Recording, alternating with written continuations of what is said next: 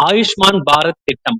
பிரதம மந்திரி ஜன் ஆரோக்கிய யோஜனா (PMJ) எனப்படும் ஆயுஷ்மான் பாரத் திட்டம் உலகின் மிகப்பெரிய சுகாதார காப்பீட்டு திட்டமாகும். இது 2018 செப்டம்பர் 23 தொடங்கப்பட்டது. ஏழை எளிய மற்றும் நலிவடைந்த குடும்பங்களுக்கு நிதி பாதுகாப்பு வழங்குவதே இதனுடைய நோக்கம். காப்பீடு: ஒரு குடும்பத்திற்கு ஆண்டுக்கு 5 லட்சம் வரை இலவச மருத்துவ காப்பீடு வழங்கப்படுகிறது.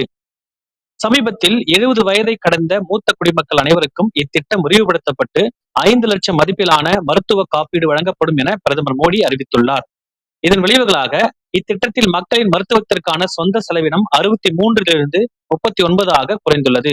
இது ஏழை எளிய மக்களை கடன் வலையில் இருந்து பாதுகாக்கிறது.